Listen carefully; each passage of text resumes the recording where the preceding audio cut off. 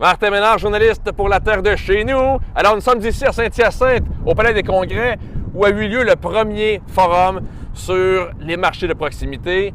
Différents intervenants de tous horizons sont venus en parler, dont des producteurs agricoles qui sont venus décrire les forces, les faiblesses, les défis de l'agriculture de proximité.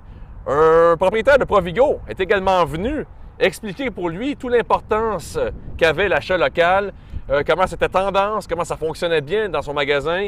Il a inscrit même le nombre de kilomètres qui séparent son commerce des producteurs qui fournissent les aliments. Et cette journée, mes chers amis, s'est terminée, devinez quoi, par l'inauguration d'une table de concertation dédiée spécifiquement à l'agriculture de proximité. Ça sera présidé par Marcel Groslot, le président de l'UPA. L'UPA va également fournir une ressource pour s'assurer que les objectifs à la table se concrétisent, pour assurer aussi qu'il y ait de l'écoute ou même de l'appui de la part des politiciens. C'est une tendance très forte dans le marché alimentaire. Les gens veulent se rapprocher de ce qu'ils consomment, veulent connaître qui met en marché les aliments qui se retrouvent dans leurs assiettes. Alors, l'UPA a réuni les différents intervenants dans ce secteur-là. Et aujourd'hui, c'est un forum où on échange entre nous sur cet enjeu-là, mais ultimement, l'UPA veut mettre en place une table de l'agriculture de proximité et des marchés de proximité. Cette table-là va se réunir 4-5 fois par année, va réunir les différents intervenants intéressés par ce sujet-là.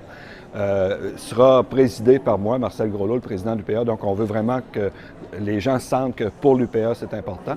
Puis, ce sera une façon de s'assurer que, on aura aussi, le secrétariat sera assuré par l'Union des producteurs agricoles. Les dossiers traités seront ceux dont les membres participants à la table seront intéressés ou suggéreront qu'on traite tel ou tel dossier. Donc, ce sera très ouvert comme discussion.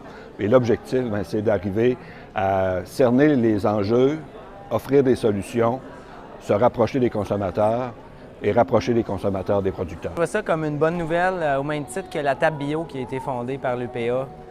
L'UPA, c'est un syndicat qui a du financement syndical. La CAP, c'est une coopérative, veut pas, de se financer par le commerce, ça reste limité par des cotisations volontaires. Fait que la CAP fait un excellent travail pour la proximité, beaucoup dans le légume, mais aussi dans l'animal. Mais je pense que l'UPA pourrait nous aider collectivement avec des ressources, un peu comme sur la table bio, à monter ça à un autre niveau.